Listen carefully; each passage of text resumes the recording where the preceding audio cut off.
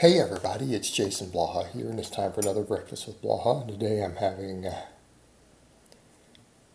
chicken breast and avocado. Alright, let's talk about overuse here. Because again, something I talk about a lot is rotating lifts.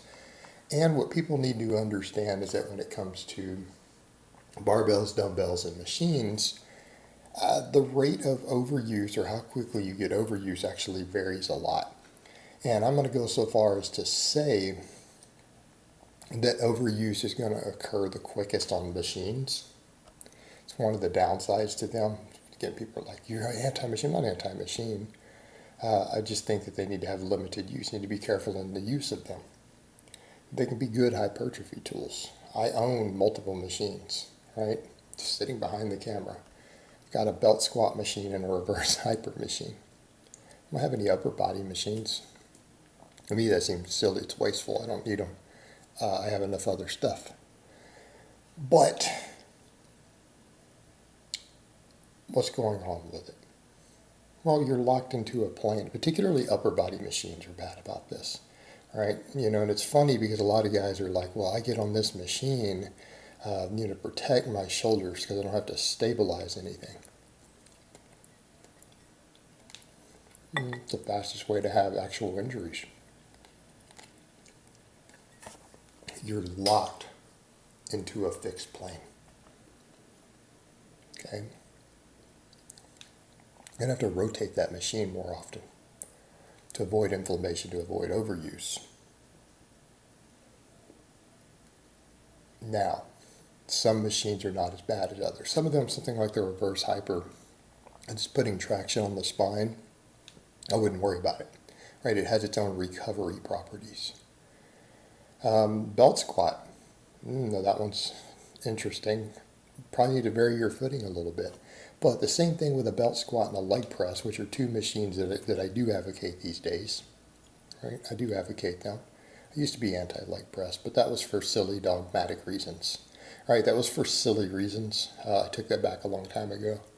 Prescribe leg press all the time for clients, if they have them. If you can vary your footing a little bit, not that bad on overuse. Right? Because we tend to have a similar fixed bar path anyways with a barbell squat because we always keep the bar midfoot. So in those cases, I'm going to say they're about the same as a barbell. Right? Both of those machines. Not really a big deal. Again, just don't excessively overuse them. Don't do too much volume on them. All right? Split your volume up through a couple different movements. Barbells tend to be kind of in the middle. Right? They tend to be in the middle. Now, yeah, we can vary our grips and do other stuff with barbells, but barbells do lock you into a plane to some extent. All right? And this is why, again, we need to supplement barbells with other exercises, not just for better hypertrophy to hit other angles, because we do need that, but it's also beneficial just from an overuse perspective to split your volume up. You want to do 10 sets for your chest and triceps. I don't recommend you come in and do 10 sets with a barbell. Maybe 5 with the barbell. 5 with dumbbells, 5 on dips, something else. All right? But barbells, we're not as locked in, but we are oftentimes locked in this way, right? Not locked in as much this way. Overuse still accumulates. So it can accumulate relatively quickly. This is one reason I tell people you need to benefit from multiple barbells. One reason specialty bars are useful, because they hit a different angle. Good for hypertrophy, good for weak point training, but also great for overuse. Then we come over to dumbbells, and this is the one I laugh at, because people misunderstand dumbbells, which you'll oftentimes hear people say is, oh, dumbbells are great for balancing out left to right imbalance. Dumbbells are the worst thing you could use for a left to right imbalance, right? Which is a benefit to us from an overuse perspective. But realistically, I mean, if you had a unilateral imbalance that you wanted to correct, And I mean a strength and balance, not necessarily a muscular. Because balance training with an asymmetrical skeleton will create aesthetic asymmetry. And most of us have asymmetrical skeletons, like almost all humans do. But the machine would give you the most balance training because you're locked in. Both sides are equally locked in. As long as you don't cheat and slide all over the machine, that would actually do it better. Right?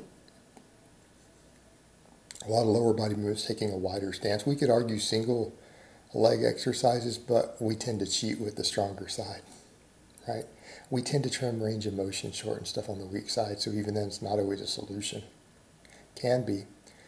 But, with dumbbells, they'll pull that.